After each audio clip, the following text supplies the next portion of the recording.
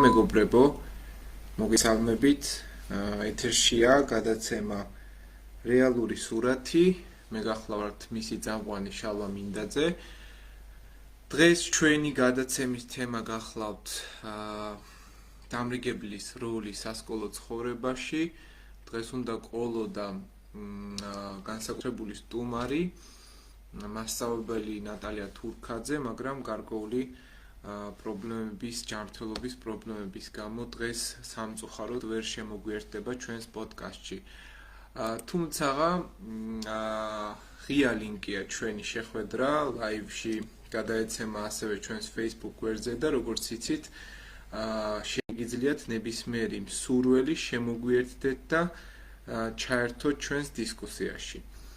პირველ რიგში ფაქტობრივად დღეს მე მარტო მომიწევს ამ თემას, რომ გავუძღვე და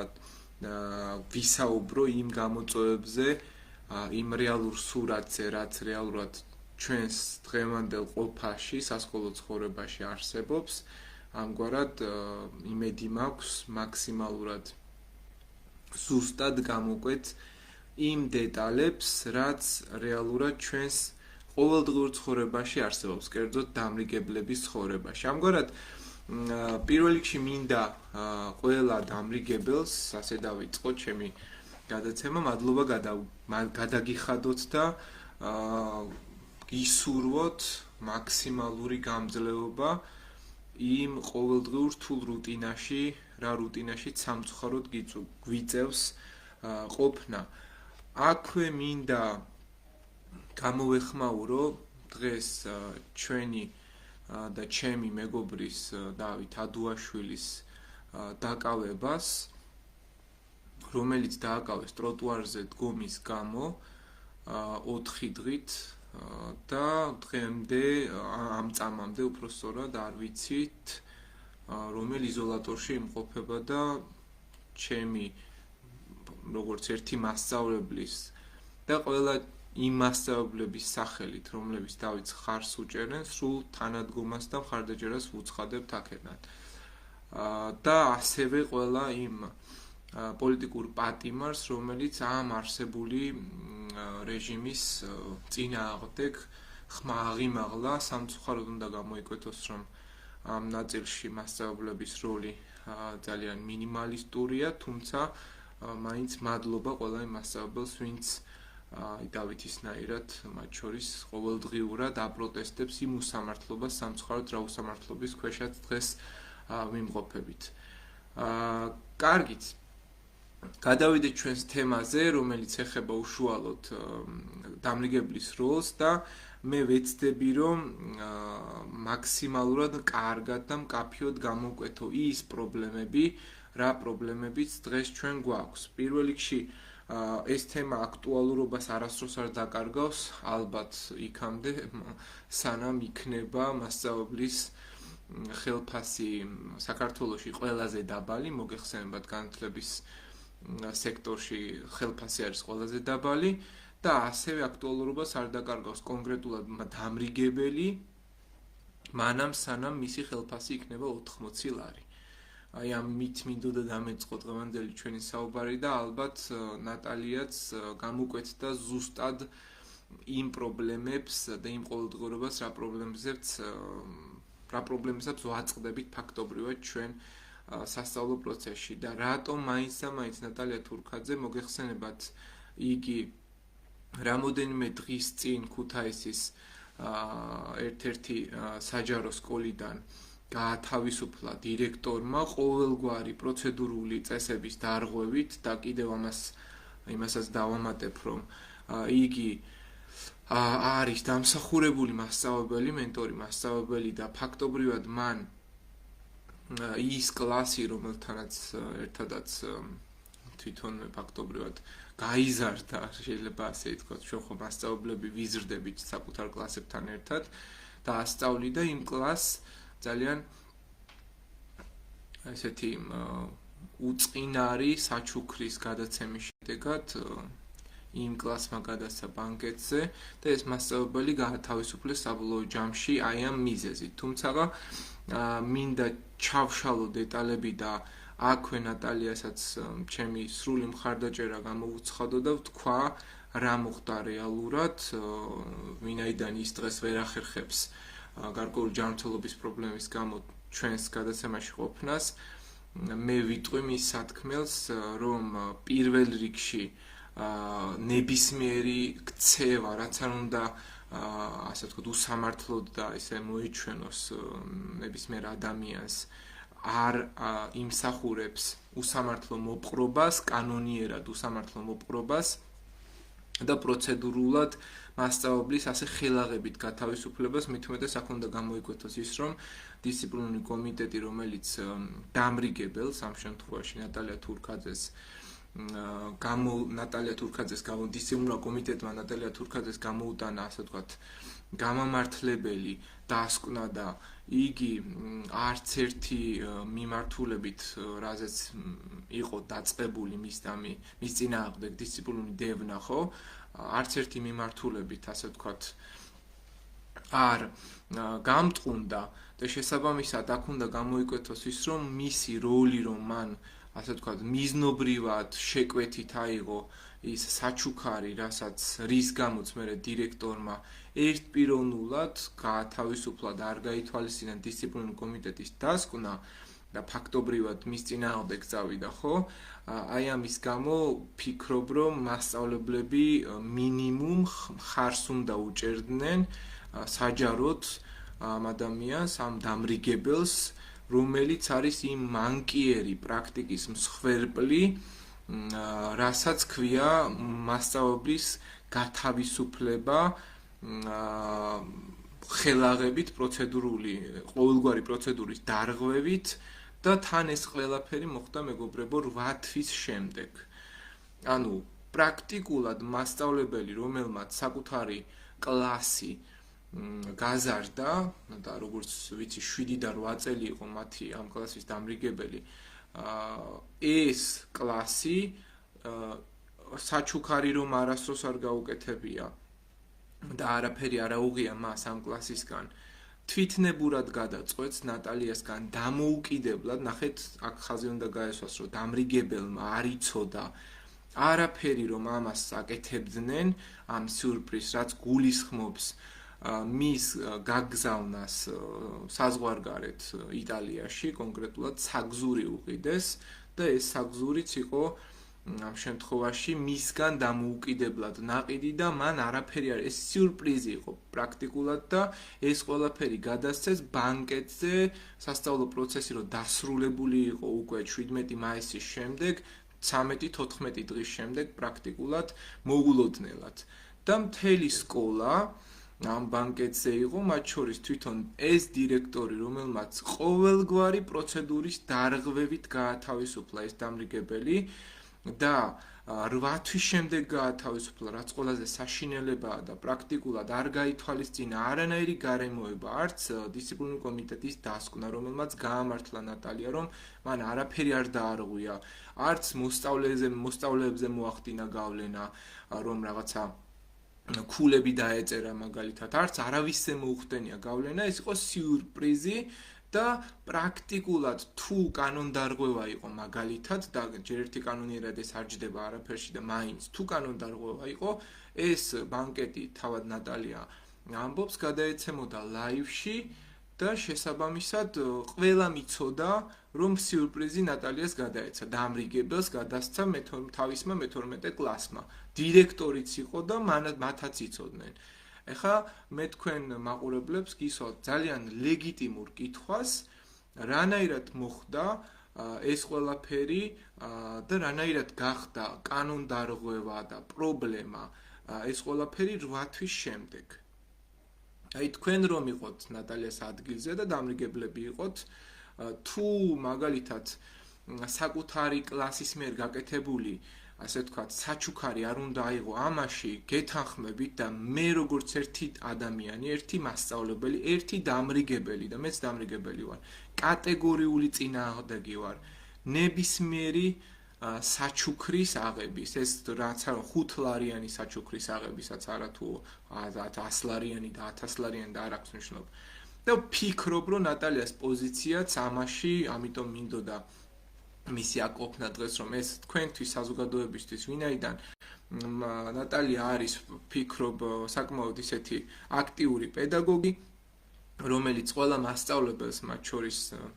მეც მქონდა მასთან კვეთა გარკვეული პერიოდის განმავლობაში და მეხმარა და მეხმარებოდა და ეხმარება ალბათ ყველას უანგაროდ და შესაბამისად აქ გარკვეული მიზნობრივი გარემოება სახელმწიფოს მხრიდან კერძოდ სამინისტროს მხრიდან ალბათ გამოიკვეთა რომ 8 თვის შემდეგ ის მასწავლებელი აუდიტის, ასე ვთქვათ, მოთხოვნის შესაბამისად დირექტორმა გაათავისუფლა ყოველგვარი პროცედურების დარღვევის ფონზე და შესაბამისად ამ ყველაფერს მოჰყვა ის რაც მოჰყვა კერძოდ მასწავლებელი უსამართლოდ გათავისუფლდა იმ სკოლიდან რომელშიც სწავლობდა, რომელშიც გაიზარდა, რომელშიც უკვე ათეული წლებია ასწავლის და შესაბამისად ჩვენ დღეს ვართ გაჩუმებულები და ფაქტობრივად არანაირი ეს არ შეგვიძლია რაღაცა აქტიური ხმის ამოღებაც კი მასწავლებლებს გულისხმობ რომ ამ ადამიანს ასეთ უსამართლოდ გათავისუფლებულ დამრიგებელს მხარი დავუჭიროთ რაღაცნაირად. ანუ კიდევ ერთხელ ვამბობ, კომენტარებში განსაკუთრებით პოსტები რაც გავრცელდა ინფორმაცია რაც გავრცელდა ნატალიას შესახებ იყო აზრთა რაღაცა ჭიდილი, ორი განსხვავებული პოზიცია, სადაც კაფიოდ იყო გამოკვეთილი, რომ მასწავლებელმა საჩუქრები არ უნდა აიღოს და ამაში კიდევ ერთხელ ხაზგასმით ვამბობ, გეთანხმებით და ამაში მე რაც ნატალიას პოზიცია ვიცი, ისიც თანხდება. უბრალოდ ეს იყო სიურპრიზი, სადაც რომელიც მისგან დამოუკიდებლად მოხდა კლასის ბანკეტზე და მე მგონი მიუხედავად იმისა, რომ ესეც ამაზე შეიძლებოდა იმ მოცემულ მომენტში უარი ეთქვა, ალბათ ეს იქნებოდა ჩემი ადამიანური გარემოებიდან გამომდინარე ვფიქრობ, ძალიან დიდი უმადურობის და რაღაცა ზიზღის გამოხატვა საკუთარი მოსწავლეებისადმი, რომლებსაც არაფერი არ უჩუქებიათ შენთვის ალბათ და თვითონ გადჩათვალეს ასე მისგან დამოუკიდებლად ყოველგვარი წინაპირობების გარეშე და ყველაზე მთავარი არგუმენტი არის ის რომ ამ ყველაფერს ესწრებოდა კიდევ ერთხელ ხაზგასმით ვამბობ დირექტორი რომელმაც ეს მასწავლებელი 8 თვის შემდეგ პარტიული მოთხოვნით პირდაპირ შეიძლება ასე შევაფასოთ მასწავლებელი გაათავისუფლა დამრიგებლობის აი ამ უწყინარი ასე ვთქვათ, უწყინარი ადამიანურ დონეზე უწყინარი, თორემ კანონიერად კიდევ ერთხელ ხაზგასმით ვამბობ, ეს აკრძალულია. თუმცა, აქაც კი ნატალია გამართლებულია იმ კუთხით, რომ კანონი არ არსებობდა უკვე და ძალაში აღარ იყო ეს კანონი, ვინაიდან ამ მოსწავლეებმა დაამთავრეს სასწავლო პროცესი 17 მაისს და 13 ივნისს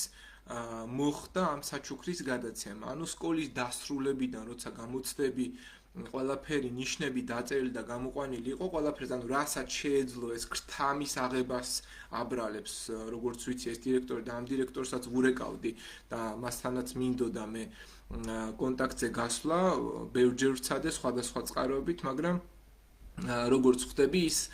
მან არის სურვა ამ კითხვებზე პასუხი გასცეს თუნდაც იმ მასწავლებლებს და იმ საზოგადოებას ვინც ნატალიას ხარდამჭერიან პირიქით მოწინააღმდეგე. ამიტომ თუნდაც დღევანდელი ჩემი ჩართვა და ლაივი, ამიტომაც ეძღვნება დამრიგებლობა სხვა თუ არაფერი, რომ მსგავსი მანკიერი პრაქტიკა ჯერ ერთი რომ აღიკვეცოს და არასდროს არც ერთმა დამრიგებელმა არ გაბედოს და არავის არა ისე როგორც ნატალიამ გააკეთა, არამედ ისე რომ შეუკვეთოს აიძულოს და გარკვეული გავლენა მოახდინოს საჩუქარი აიღოს არ გააკეთოს და არც კი გაიფიქროს ამაზე იმიტომ რომ ჯერ ერთი ეს არის კანონდარღვევა მეორე ეს არის ძალიან არა ადამიანური ქცევა მაგრამ ეს მომენტი პრეცედენტული იმიტომ შეიძლება გახდეს რომ ამ ნაწილში დამრიგებლის როლი არის ჩართულობის ნაწილში დამრიგებლის როლი არის თითქმის ნულამდე დაყვანილი. მან არაფერი არ იცოდა ამაზე. ხაზგასმით და უკვე მესამედ ვიმეორებ და დირექტორმა იცოდა ეს ყველაფერი 8 თვის განმავლობაში. და ვერც ერთ პუნქტში დისციპლინურმა კომიტეტმა ნატალია ვერ დაადანაშაულა რომ იყო არასწორი, იმიტომ რომ კანონთან ყველაფერი შესაბამისობაში იყო მისი ქცევა. თუ ეს გასათავისუფლებელი იყო, მაშინ უნდა მომხდარიყო, იმ თუნდაც იმ მომენტში და ეს საგზური დაებრუნებინა, რატომღაც ამაზე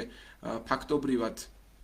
არავინ არ გაამახვილა ყურადღება, იმიტომ რომ ჩემი შეფასებით ეს მაშინ არ აწყობდათ. ეხლა გეტყვით ძალიან მკაფიო დეტალს კიდევ ერთს გამოყვეთ. ნატალია როგორი პიროვნება ზოგადად, მას აქვს იცით თქვენ მოტივირებული პედაგოგთა კლუბის, რომელშიც თითქმის 80,000-მდე წევრია გაწევრებული და ყოველთვის ღიად ეხმარებოდა იმ უსამართლოდ დაჩაგრულ მასწავლებლებს და აქვე მინდა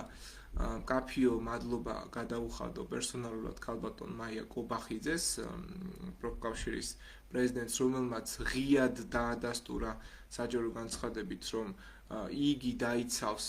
ნატალიას აი ამ მიუხედავად იმისა, რომ წევრი არ არის პროფკავშირის უსამართლოდ გათავისუფლებას. ეს ძალიან მკაფიო ხაზია, რომ პროფკავშირი და თამარ წანავას პროფკავშირის მათ შორის, რომელმაც ასევე გამოთქვა მზაობა, რომ დაიცავს ასე ვთქვათ ნატალიას აი ამ უსამართლო ბრძოლაში, ხო? და დაეხმარება ყველანაირად თუ მას მიმართავს. აქაც მინდა გამოვკვეთო, რომ ეს არის პროცედურულად არასწორი, ეს არის მორალურად შეიძლება ვიღაცამ ჩათვალოს, რომ არ უნდა აიღო, მაგრამ მორალურადაც არასწორია, იმიტომ რომ ამ ადამიანმა არაფერი არ იცოდა, რომ საჩუქარს უმზადებდნენ და მესამე პლუს რომც ცოდნოდა და ამ შემთხვევაში როდესაც გაიგო უკვე რომ საჩუქარი გადასცეს, მთელი სკოლა, დირექტორი და დირექცია იქ იყო და 8 თვის განმავლობაში არავის არაფერი არ უთქვამს. აი ეს სამი არგუმენტი სავსებით საკმარისია, რომ ყოველგვარი დავა, ყოველგვარი პოლემიკა და ყოველგვარი კრიტიკა ამ ადამიანისადმი, რომელიც არის ათეული წლებია მასწავლებელი და ძალიან დამსახურებული პედაგოგი, მორჩეს ყველანაირი კრიტიკა მის მიმართ და ძალიან გთხოვთ იფიქროთ დირექტორის მომხრეებმა და იმ მასწავლებლებმა, ვინც ასე ხელაღებით აკრიტიკებთ ნატალიას და არაფერი არ იცით მის შესახებ, შეწყვიტოთ აი ეს უაზრო რაღაც კომენტარების წერა, რომელსაც აღარც კი ვშლი, იმიტომ რომ საკუთარ თავს თავადვე ავლენთ ამ შემთხვევაში და ცოტა არ იყოს და უხერხულია მინიმუმ კოლეგიალური მხარდაჭერა მაინც გმართებთ ამასთან დაკავშირებით, სხვა თუ არაფერი. ამიტომ ძალიან გთხოვთ ეს საკითხი და მე იმედი მაქვს, რომ მოგეცემათ, მიეცემათ თვითონ ნატალიას საშუალება, როცა უკვე ჯანმრთელობის ეს გარკვეული რაღაც პრობლემა მოგვარდება და მკაფიო და აქ, ან თავის გვერდზე, ან თავის ჯგუფში, ან საჯაროდ გააკეთებს ამაზე განცხადებას და ძალიან ბევრი ასე ვთქვათ, საინფორმაციო საშუალებითაც გავრცელდა მისი ძირითადი დეტალები და იქედან დაყრდნობით თვითონ მასთან გასაუბრების შედეგად ამას მკაფიოდ ხაზს უსვამ. კარგით. ამგვარად უბრალოდ აღარ ჩავყვები ამ დეტალებს. ეხლა გადავიდეთ კონკრეტულად თვითონ დამრიგებლის ფუნქციაზე და თვითონ განმარტებაზე დამრიგებლის ამ შემთხვევაში, ვინ არის ზოგადად დამრიგებელი და მას რა ფუნქციები გააჩნია ზოგადად სასკოლო ცხოვრებაში. უბრალოდ მე არ გავხსნი ახლა კანონს და მის, რა თქმა უნდა, არ წავიკითხავ დამრიგებლის მოვალეობებს, იმიტომ რომ უბრალოდ იმდენი მოვალეობა აქვს დამრიგებელს, რომ დღეს შეიძლება მისი დეტალური ასე ვთქვათ, ქცევის და ფუნქციების ჩაშლა რომ დავიწყოთ ერთი შეხვედრა კი არა, ერთი კვირა და ერთი თვე არ გვეყოს. რა ვალდებულებები აქვს დამრიგებელს 80 ლარად. და აი ამ ყველაფრის ფონზე ასე ვთქვათ, შეუძლიათ ხელაღებით რაც არ უნდა მორალურად არასწორად ჩანდეს შორიდან, ყოველგვარი პროცედურების დარღვევით, აი თუნდაც ეს ფაქტი რომ მივიღოთ მოცემულობად, დამრიგებელი გაათავისუფლონ და წლობით ნაშენები კარიერა დააკარგვინონ. ამ ადგილზე შეიძლებოდა მეც ყოფილიყავი, თქვენც ყოფილიყავით, ახლა მაგალითად ჩემს თავზე რომ წარმოვიდგინოთ, თქვენს თავზე წარმოვიდგინოთ, მაგალითად თქვენ ხართ დამრიგებელი და სიურპრიზი გაკეთებთ. კარგი თუ არ ითქვით მაგალითად და ნუ ჯერ მე-12 კლასმა, რომელსაც არაფერი არ უჩქებია პირობითად, ჯერ რატომ უნდა გაჩუქოს, მაგრამ მაინც გადაწყვიტეს რომ რაღაც გაგიკეთონ საჩუქარი. გაჩუქეს ეს საჩუქარი და საბოლოო ჯამში უარი თქვი. ამ ყველაფერზე. ეს უკვე ნაყიდი, საგზური, ალბათ უკვე ბილეთია ეს, ხო სამგზავრო ბილეთია მით უმეტეს და ამ თანხას ჰაერში ისვრი ფაქტობრივად ვერც სხვა წავა, ვერც ვინმე წავა და ეს არის იმ 3000 თუ რა ვიცი, რამდენი ლარიც დაჯდებოდა პირობითად ეს რა ვიცი, 3 დღიანი თუ 4 დღიანი საგზური იტალიაში ამისი გაუქმება. Ну, კარგი, ერთი რომ მე-12 კლასი ამას ალბათ არ მოგიწონებს როგორც ადამიანურად. მით უმეტეს სკოლა დამთავრებულია და ეს უკვე არის შენი კურს დამთავრებული და მას არანაირი კანონიერი ვალდებულება აღარ აქვს შენთან როგორც დამრიგებელთან. ეხლა მეორე საკითხი, რაც უნდა გამოიკვეთოს, დამრიგებელი ამ ნაწილში არის ადმინისტრატორი, მაგალითად, რომელიც აგვარებს ყველა პროცედურას იმისთვის, რომ კლასმა ყველაფერი შეძლოს და სკოლა დაამთავროს. აი, ყველა ბავშვის ინტერესს იცავს, ხო? ანუ იგი არის მენტორი, მას ვალდებულება აქვს, რომ ყველა ბავშვის ინტერესი დაიცვას და ვინც როდესაც ჩააბარეს ეს კლასი, ისინი მიიყვანოს პირნათლად ყველანაირი წესების, კანონების და იმის დაცვით მე-12 კლასამდე და ანუ ასწავლოს ცხოვრება, ანუ დამრიგებელია, ხო, ეს არის რეალურად ცხოვრების მასწავლებელი, თვითონ სიტყვავე გვეუბნება ამ შემთხვევაში ამას და ეს არის კლასის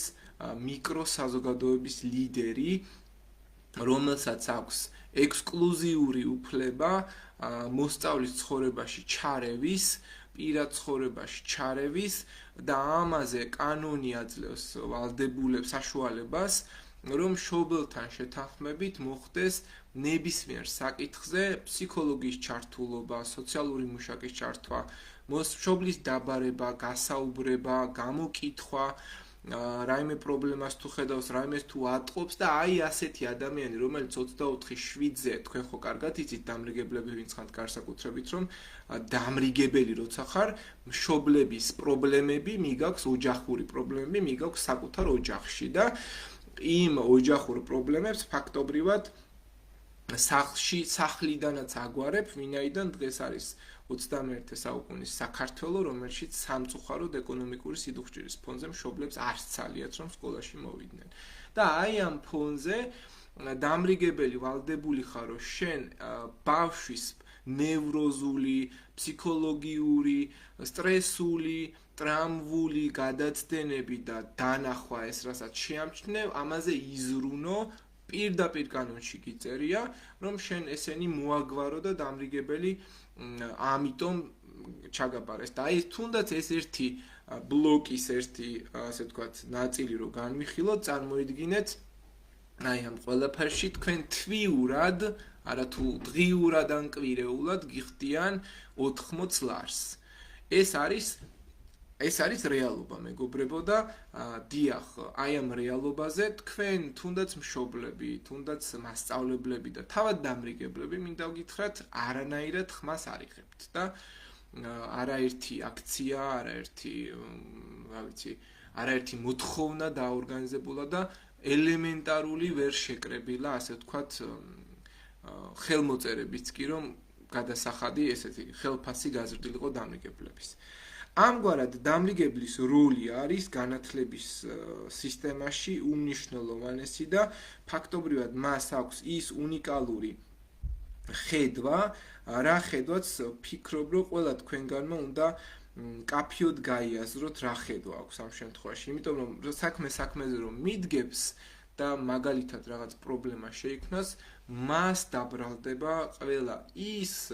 შედეგი, რაც შეიძლება ბავშვთან მიმართებაში დადგეს, იმიტომ რომ ბავშვი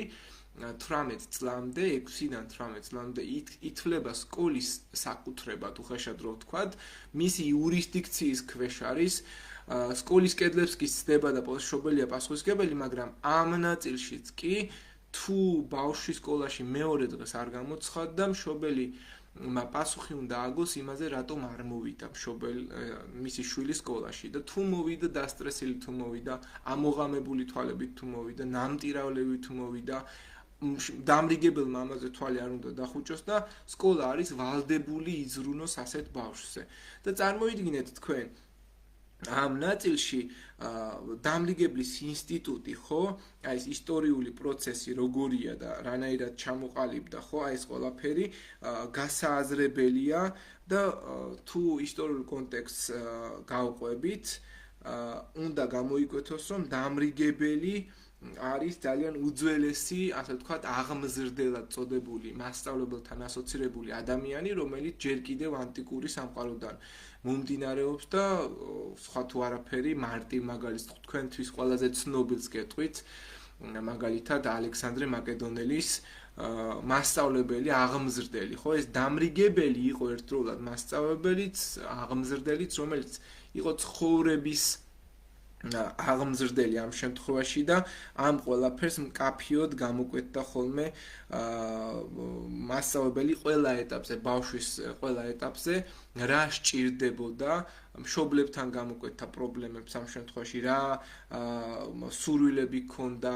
რა ძლიერ და სუსტ მხარეებს ხედავდა კონკრეტულად. და მაგალითად არისტოტელე რომ ავიღოთ ალექსანდრე მაკედონელის აღმზრდელი, ახლა ცალსახად შეიძლება ითქვას, რომ არისტოტელე აღზარდა ნამდვილად ალექსანდრე მაკედონელი იმ დონის, რა დონისაც ალექსანდრე მაკედონელი იყო და აღარ ჩამოვთვლი ახლა სხვა კონკრეტულ, ასე ვთქვათ, სწავლულებს, რომლებიც შეიძლება ისტორიულ პერსპექტივაში გავყვეთ და გამოკვეთოთ. ანუ ეს, ასე ვთქვათ, დეტალი, რაზეც ჩვენ ყურადღება უნდა გავამახვილოთ კიდევ არის ის, რომ დამრიგებელი არის ყველაფერთან ერთად ნდობითი სივრცის შემქმნელი დირექციას, ანუ დირექტორს სკოლასა და მშობელს შორის. ანუ ის არის მედიატორი ფაქტობრივად და ის არის ემოციური უსაფრთხოების დამცველი. მას ვალდებულება აქვს, რომ კიდევ ერთხელ ხაზგასმით ვამბობ, ის ბალანსი, ნეიტრალური ბალანსი ყველა შემთხვევაში დაიცვას მოსწავლის მიმართ თუ განხორციელდა რაიმე ეთიკური გადაცდომა. ვინ ახორციელებს ამას, ეს შეიძლება იყოს ამ შემთხვევაში თვითონ დირექცია, შეიძლება იყოს დირექტორი, მანდატური, მაღალკლასელი, მაგალითად თუ მე-7-მე კლასის დამრიგებელი ხარ, თუ საერთოდ პატარა მოსწავლეების, ბავშვების დამრიგებელი ხარ, შეიძლება იყოს მასწავლებელი თვითონ, რომელიც მასთან კლასში შემოდის და ან ნებისმიერი გარეშე პირი სკოლის გარეთ, თუნდაც და ამ ნაწილში თუ დამრიგებელი ნდობით აღჭურვილი პირია, იგი ახერხებს და საკუთარ მოსწავლეებთან ნდობას მოიპოვებს და ინფორმაციას ფლობს გარკვეულწილად. რას ვისთან მეგობრობს, რას აკეთებს სკოლის გარეთ, სახლში რას აკეთებს და ასე შემდეგ. ეს ინფორმაცია იმიტომ კი არ სჭირდება, რომ რაღაც ინფორმაცია გამოძალოს, არამედ იმიტომ, რომ მასთან ურთიერთობაში შეძლოს ახალი ხიდების აშენება, რომ ეს ბავშვი ცხოვრებისთვის მოამზადოს. ანუ დამრიგებელი არის ცხოვრებისთვის მომამზადებელი. და კიდევ ერთხელ ხაზგასმით ვამბობ, ახლა ძალიან არ უყვართ ხოლმე ადამიანებს გარკვეულწილად ევროპული სივრციდან რაღაცების მოხმობა, მაგრამ მე ყველაზე მეტად მიყვარს ფინური, ასე ვთქვათ, გაღაზრდის ერთ-ერთი მეთოდოლოგია სასკოლო სივრცეში, რომელიც გულისხმობს ცხოვრების დამგეგმავს, ფსიქოლოგს, ფსიქოლოგისა და ცხოვრების დამგეგმავის ჩართულობას,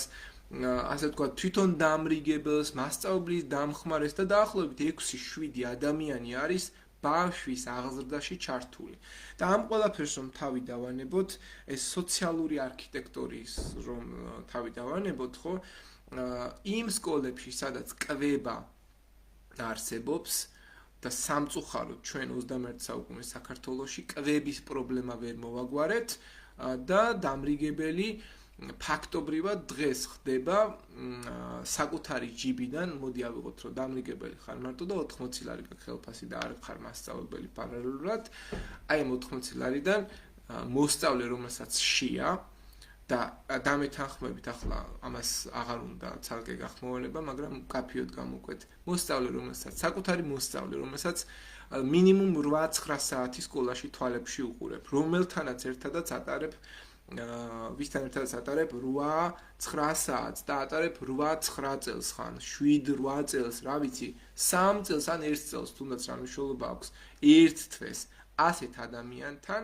რომელსაც შია და ამას შენ ცალსახად მკაფიოდ ხედავ, როგორ შეიძლება რომ მაგალითად თანხა არ მისცე, ხო?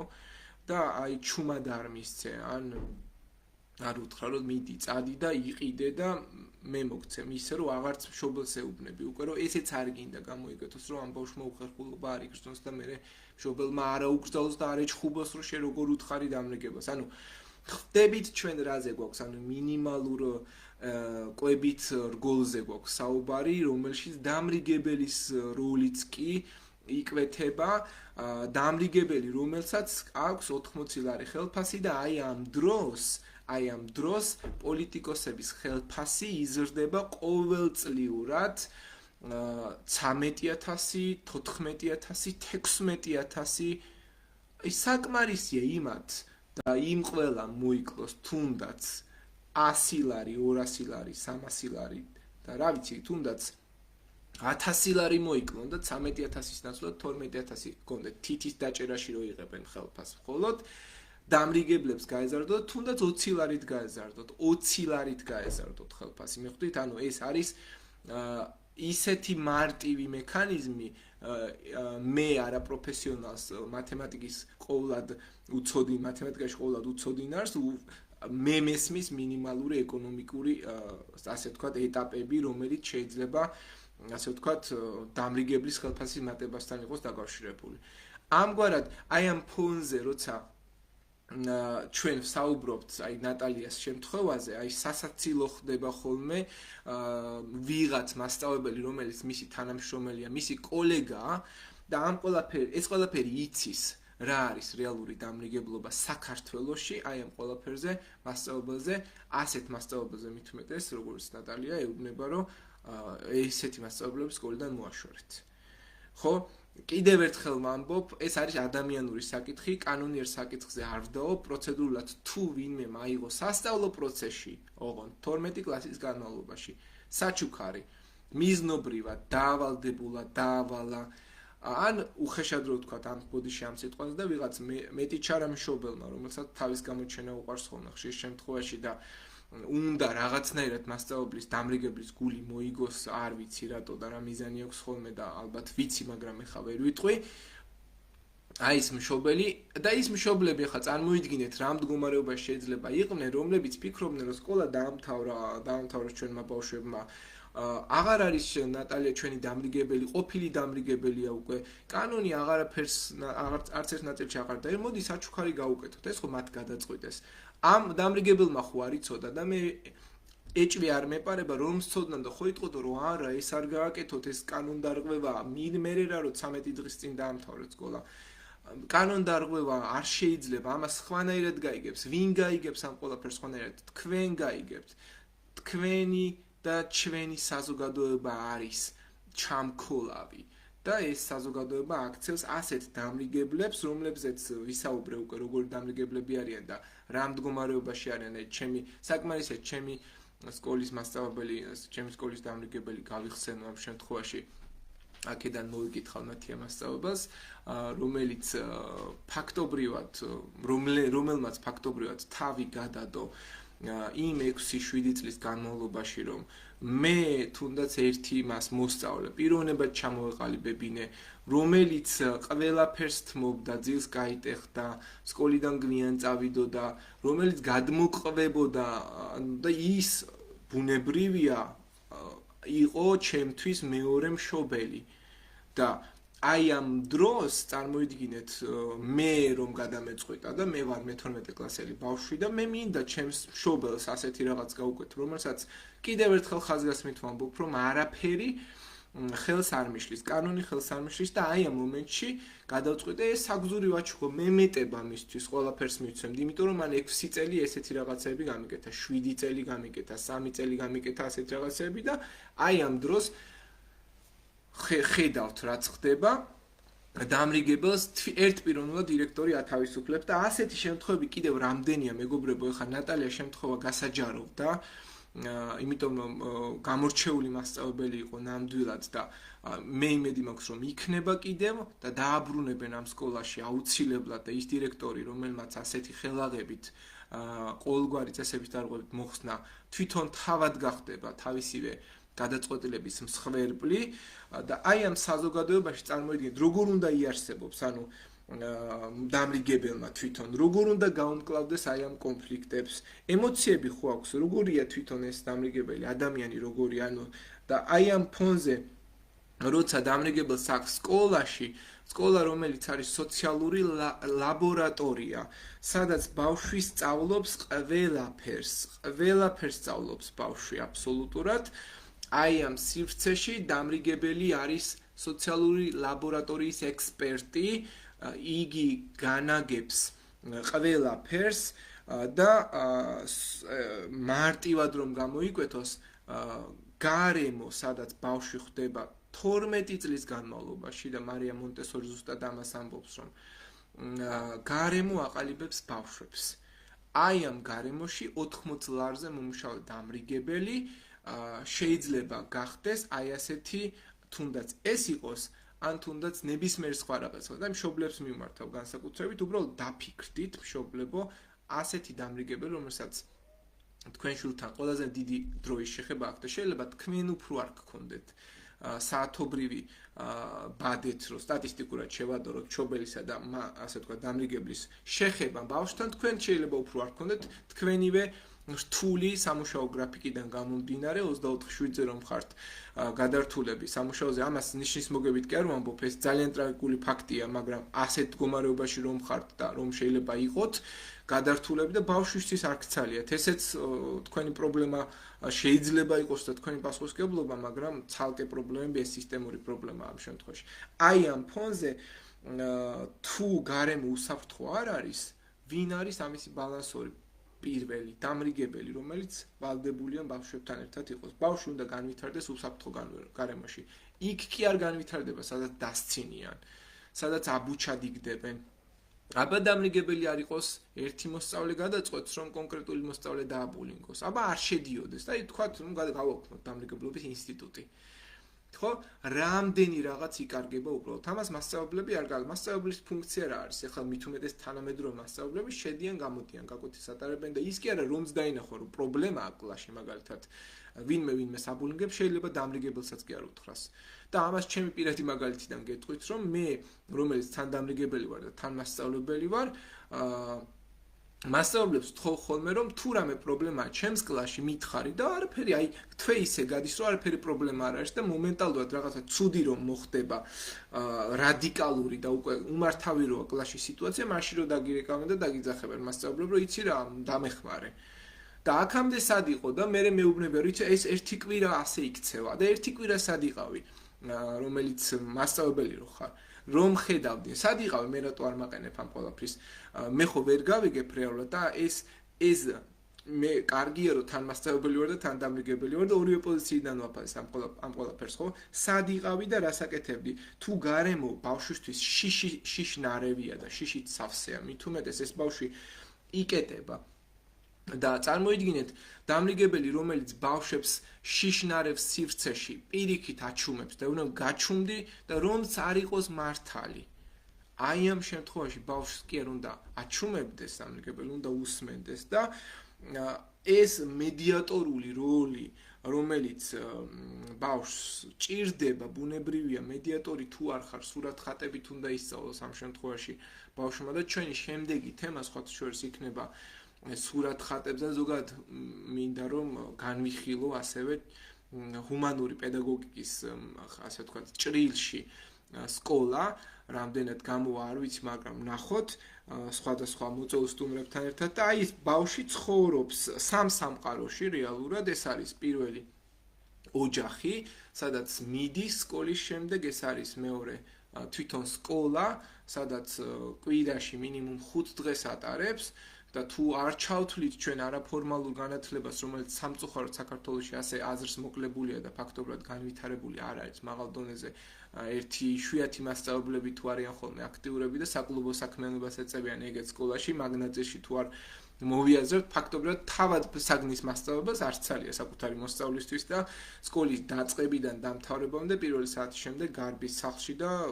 კარგად იყავი, აღარ დამირეკოს, არასამუშაო საათია და ასე შემდეგ და ერთი შეხედვით მესმის მისიც, მაგრამ რეალურად ეს მასწავლებლის ასე თქვა პროფესიას გარკვეულწილად აკნინებს და მის როლს და ფუნქციას აკარგვინებს. ანუ და აი ამ სამსამყაროს შორის რომ უწევს ბავშვს ცხოვრება, აი ამ ყველაფრის შუაში დგას დამრიგებელი. მას უწევს იყოს თარგმნელი, თარგმნელი იყოს მშობლებისთვის, რომ ბავშვის ქცევები ახსნას. როგორ იქცევა ბავშვი და ეს ქცევები ისე ახსნას, რომ მეორე დღეს რომ ბავშვი მოვა, მასე გაბრაზებული არ იყოს და ზიზღით არ აიცოს დედაჩემს რა უთხარი ასეთი, რომ სახლში ასეთი რაღაცები მითხრა და მშობლების ფსიქოლოგია ხო არ იცით ან იმ მშობლების განსაკუთრებით რომ წელიწადში ერთხელაც რომ არ გამოჩნდებიან სკოლაში. იმათი ფსიქოლოგია ხო საერთოდ არ იცი როგორია. არა თუ იმ მშობლის, რომელიც მშობელთა კრებაზე რომ მოიწვევ არ მოდის, საკუთარი შვილის მშობელთა კრებაზე რომ არ მოდის, იმ მშობლის ფსიქოლოგია რო არ იცი და უცბად შეგეშლება ვერ გაიგებ ის მშობელი რომ თურმე ყოველად გაუნათლებელი ყოფილა ბავშვის აღზრდაში და მივა სახლში და დაუწყებს ამ ბავშვს ცემას და ჩხუბს და რა ვიცი, ყოველგვარ სიგიჟეს, რაც სამწუხაროდ მე მოდის ბავშვი და მე შენ დამიაქვს ისევ აგრესია, თურმე როცა გინდოდა საბოლოო ჯამში ბავშვის ქცევა აგეხსნა, კითხვა დასვი ამ შემთხვევაში, ხო? კიდევ დამრიგებელი არის მასწავლებლის და მოსწავლის შორის და მე პირადად ყოფილ ვარ და სამწუხაროდ და ვინ არ ყოფილა მასწავლებლისა და მოსწავლეს შორის, რომელი დამრიგებელი არ ყოფილა, რომელსაც უწევს ბავშვის ემოციური მდგომარეობის გადმოცემა, იცი რა, ეს ბავშვი ასეთია და ნუ მიუდგები და ამას ნუ ეტყვი და დებილოს და დეგენერატოს და მსგავს სიტყვებს ნუ გამოიყენებ, ეს ცოტა სხვანაირია და ამას ხან ეძინება ხოლმე და ცოტა უნდა დაიძინოს და 5 წუთში რაღაც აი ესეთი ეს ბავშვი ხო თავის ხრივ არეული და ქაოტურია და აი ესეთ ბავშვზე ეუბნები უხსნი ამ მასწავლებელს და საერთოდ არ აღელვებს. მე მომიტანოს ამ ბავშვმა დავალება, საერთოდ არ მაინტერესებს, უბრალოდ დაფიდან გადაწერ. არ უნდა ამ ბავშვს ოჯახი აქვს დანგრეული, დედა ცალკე ცხოვრობს, მამა ცალკე ცხოვრობს და საერთოდ არ აინტერესებს ეს ყველაფერი, ვერ იგებს ბავშვი 6, 7, 6 მე-7 კლასში მყოფი ბავშვი ამ ყველაფერს ვერ იაზრებს. აი ამ ქაოტურ მდგომარეობაში, როცა დედა მე არ მყავს, მამა მე არ მყავს და ბებია მივლის სახლში, რატო უნდა ვისწავლო თუნდაც რუსული, თუნდაც ინგლისური, რატო, ხო? და საბოლოო ჯამში ბავშვის ქცევა ხდება აგრესიული, განსაკუთრებით იმ მასწავლებლის მიმართ, ვინც ამას ვერ იაზრებს, მით უმეტეს ის მასწავლებელი, რომელიც საკუთარ დამრიგებელს არ უსმენს, არ ესაუბრება და მხოლოდ არათუ არ ესაუბრება და მშობლებს კი არ აქვთ. იმდენი პრობლემა ეხა თავს ვერ ვუყური, რომელი ერთი ვთქვა, რომელი ერთი გავასაჯაროო და ასე ღიად ვისაუბრო, თავს ვერ ვუყრი უბრალოდ. ერთი პრობლემა ის გვაქვს, რომ მშობლები არ მოდიან მშობელთა კრებაზე და მეორე პრობლემა ის გვაქვს, რომ მასწავლებლები არ მოდიან მშობელთა კრებაზე. მასწავლებლებს დაიბარებ დამრიგებელი, რომ ამა და ამ დღეს პირველ საათზე თუნდაც გაქვს მშობელთა კრება და შენ ვალდებული ხარ მასწავლებელი, რომ იზრუნო თუნდაც რომ გეუბნები ერთი კვირით ადრე ან 3 დღით ადრე, რომ ამა და ამ საათზე გაქვს გადაანაცვლებინო სასწავლო ნაწილს უთხრა, მე ვიცი რა მინდა რომ კრებას დავესწრო, ბავშვს რაღაცები ვუთხრა, მშობლებს გავესაუბრო და არავინ არ მოდის საბოლოო ჯამში მშობელთა კრებაზე. ან დამრიგებელი ხვდები ისევ მე, რომელსაც 24 შვიდზე შეიძლება კომუნიკაცია მქონდეს ისედაც მშობლებთან. ანუ და ბავშვებს, იცი რა, იმან ბიოლოგიის მასწავლებელმა გადმომცა, რომ ესე თუ არ მოიქცევით, არაფერი, ან ხვდებით ხო რაზე გვაქვს საუბარი. ერთი მხრიდან ასეთი მდგომარეობა და მეორე მხრიდან ასეთი აი ამ სიგიჟეში დამრიგებელს, რომელსაც თან კიდევ ერთხელ ბევრჯერ გამიმეორებ ამ შემთხვევაში, რომ 80 ლარი აქვს ხელფასი, ბავშვს მე უნდა მოსთხოვო თურმე, რომ აი ამ სიგიჟეში დამრიგებელი მასწავლებელი და მშობელი რომ ვერ გაუგიათ ერთმანეთისგან რა უნდათ, ბავშვს უნდა მოვთხოვოთ თურმე, რომ იცი რა, აგრესიულად ნუ იქცევი, მშიერი რატო ხარ? მშობელი რომ ადრე არ დგება და ბავშვს სკოლაში არ გამოაცილებს და ეუბნები, მიდი შენ თვითონ გააკეთე ყველაფერი და ამ ბავშვს კარაქიც არ აქვს, ჩაის ადუღება არ იცის, არც უსწავლია და რასად არ უსწავლია ეს ყველაფერი, ბაღში არ უსწავლია. ანუ ხვდებით ხომ ეს რამხელა რეაქციული და ჯაჭვური შედეგია და ჩვენ აი ამ მომენტში გააღიზიანებული 7 გაკვეთილ ჩატარებული მასწავლებლები გამოვალთ და ჩავქოლავთ ბავშვს. ალბათ ხვდებით, ბავშვი ყვირის რეალურად ეს აგრესია არის ყვირილი, რომელიც გამოკვეთა იმისა, რომ მე რასაც აკეთებ შენ არ მომწონს, არა იმიტომ რომ მე არ მომწონხარ შენ, არამედ აი ეს შენ შემიქმენი და შენ შექმენი ეს ქაოსი და დახმარებას რომ შეიძლება ითხოვდეს ასეთი ბავშვი რომ აგრესიული იყოს, მაგალითად დაახევს რაღაცას, იმას გადაამტრევს, იმას გადმოამტრევს და უცბად მისდგები და მაინც ამ ბავშვს ჩაქოლავ შენ როგორ გაუბედე და შენ როგორ გაბედე რომ სკოლის ქონება გაანადგურე და ამ ბავშვს საერთოდ არ ესმის სკოლის ქონება რა არის, იმიტომ რომ არც არავინ ესაუბრება იქეთ ბავშვს მშობელი არ ესაუბრება გაფრთხილება საერთოდ რა არის აქეთ მასწავლებელი არ ესაუბრება თვითონ დამრიგებელს არ სცალია მას საკუთარი კლასისთვის ხო ეს მე ჩემს თავზე გეტყვით 25 საათი რო გაქვს მასწავლებელს ხო როგორ უნდა გქონდეს ეს ხო არ არის 25 საათს ნუ აიღებ და ჩამოიკელი გაიხედეთ მეგობრებო სად ცხოვრობთ როგორ ქვეყანაში ცხოვრობთ და მასწავლებელს რომელსაც ერთადერთი შემოსავალი შეიძლება გქონდეს მოსწავლის აღზრდაში მიღებული კომპენსაცია რომელიც კიდევ ერთხელ ვამბობ რომ თელ სექტორში და მთელ ქვეყანაში ყველაზე დაბალი განათლების სექტორს აქვს ხელფასები, საშუალო ხელფასები 2000 ლარი დაახლოებით 500-800 მასწავლებელს შეიძლება გქონდეს სუფთა 2000 ლარს რომ იღებდეს ხელფასს, დანარჩენები არიან 1300-დან 1400-მდე, 1500-მდე, აი ესეთ საშუალომით და ახლა ბოლოს ნიშნის მოგებით და იმ ხელფასებს იღებთ და ვიღაცის 2000 ლარი შეიძლება გაიგონ და იმით განსაზღვრო რომ თურმე მასწავლებელს ამ ხელფასი აქვს, მაგრამ მეორე სისტემური პრობლემა გავიხსენოთ, ჩვენ ხო მასწავლებლები ვართ, რომლებიც პრაქტიკულად უკვდავები ვართ და ჩვენ არათუ უკვდავები ვართ და მე არ ვგულისხმობ ფიზიკურ კვდომას, უკვდავები ვართ ჩვენივე პოზიციაში, ჩვენივე ქცევაში, უკვდავები ვართ, ვგულისხმობ იმას, რომ იმ პოზიციას არ შევცვლით არანაირად და ყოველთვის ვიტყვით, რომ ბავშვი არის პრობლემა. ბავშვი არასოდეს არ არის პრობლემა. ეს იცოდეთ, პრობლემა არის მისი ტკივილი, რომლის მოსმენა არც მშობელს უნდა, ამ მშობელს ერთი სული აქვს გამოაგდოს ეს ბავშვი სკოლაში და მოშორდეს იმ სახლიდან და 6-7 საათი აღარ მოისმინოს არც მისი თამაშობები, არც მისი ყვირილი, არც მისი ჩხუბი, არც მისი ტირილი, არც ის რომ მაჭამედე და ის გამიკეთე, ეს არაფერი არ მოისმინოს იმ შაბათ დღესაც რომ იყოს სკოლა, მაშინაც გამოაგდებდა და კვირასაც გამოაგდებდა. ოღონდ ბავშვთან არ გაატაროს საკუთარმა მშობელმა დრო, მაშინაც გამოაგდებდა ეს ბავშვი და აი ამ ყველაფრის ფონზე ვინ არის ერთადერთი ექსკლუზიური ადამიანი, ვინც არის პრობლემის ამომცნობი 80 ლარიანი ხელფასის მქონე დამრიგებელი. და აბა ტკივილი ვერ ამოიცნო და აბა ერთი თვე არ შეამჩნიო თავჩაქინდრული ბავშვი და უცბად რაღაც მოხდეს ფაქტი და ამ ბავშვს ვინმე რამე ცუდად შეეხოს და აბა ყურადღება მოადგინე დამრიგებელმა მშობელი, დირექცია, მასწავლებელი, დირექტორი, სამინისტრო თავზე დაგამხობს ყველა კანონს აბსოლუტურად და გეტყვის შენ ხელფას რაში იღებ 80 ლარს რაში გიხდიდი შენ სად იყავი რასაკეთებდი კლასში რატო არ იყავი და ასე შემდეგ ანუ აი ეს ემოციური უსაფრთხოება და კლასის კლიმატი გევალება რეალურად მართლა გევალება დამრიგებას და მოდი პირდაპირ ვთქვათ ბავშვი რომელი ვინ ისწავლის საერთოდ შიში ვინ ისწავლის და შიშით ნარევ გარემოში რომელი ბავშვი ისწავლის და ამ ყველაფრის მაკომპენსირებელი დაბალანსებას ვინც ახერხებს ერთადერთი არის დამრიგებელი და ამ დამრიგებელს სჭირდება დრო, ფული და ენერგია.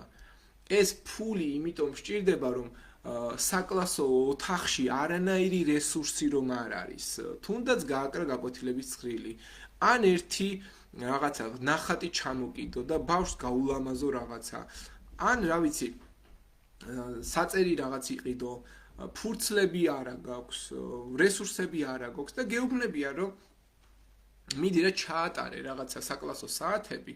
და ეს ბავშვი დააინტერესა ხელებით, აი ეს რაღაცები ესაუბრე და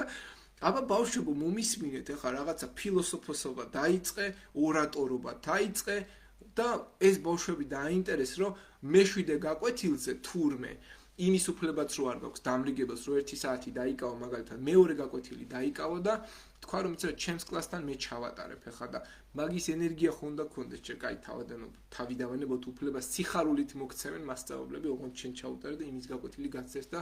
ფანჯარა გქონდეს და დაისვენოს და ყავადალიოს კაი თავი დავანებოთ მაგ საკეთს მაგრამ მაინც ეს დამრიგებელი ხელებით უნდა ამ დამრიგებელმა ხელებით უნდა დააინტერესოს თურმე საკუთარი 25 მოსწავლე პირობითად, რომელსაც არანაირი ხელშეწყობა არ აქვს. სკოლას შეიძლება ფსიქოლოგი არ ჰყავდეს. და ეს ფსიქოლოგი მერე როგორია ჩვეულებრივი, ანუ ჩვენს პროფესიაში და ჩვენს ქვეყანაში ხო დილეტანტიზმია ფაქტობრივად გამეფებული, არაპროფესიონალიზმია გამეფებული და არანაირი ქცევითი, მართვითი, ემოციური მხარდაჭერა არაფერი არ არსებობს საერთოდ ერთ ადამიანს. მე კაცო ადამიანი არა ვარ, მე რო დამრიგებელი ვარ, ვინმე არ უნდა მიჭერდეს მხარს, მარტო და მხარს მიჭერს მაგალითად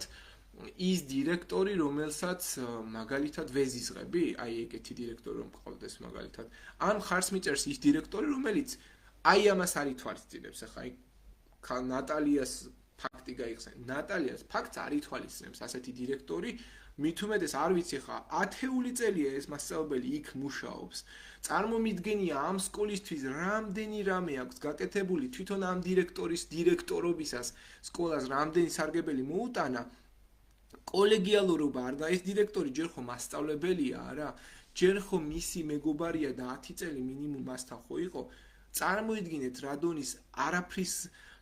ასე ვთქვათ ემოციური ინტელექტი არ აქვს, არანაირი ემოციური ინტელექტი ამ დირექტორს, რომ ესეთი დამრიგებელი თუნდაც გაათავისუფლოს. არ იკითხო თუნდაც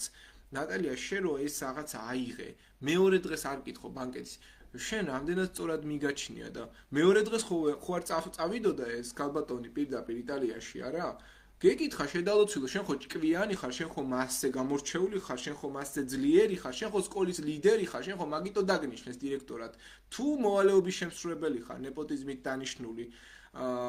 საერთოდ რომ არც გამოსცა გაქვს ჩაბარებული. აი იქნებ